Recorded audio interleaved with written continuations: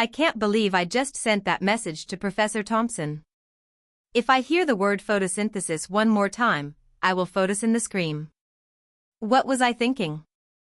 Panic hit me like a ton of bricks. Claire, in a moment of pure genius, shouted, "Pretend it's a poem."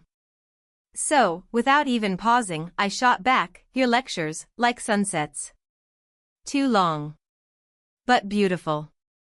Then came the typing dots. My heart raced. The reply? A +4 creativity. C4 bravery. Seriously? I buried my face in my hands, mortified, while Lily nearly choked on her coffee trying to hold back laughter.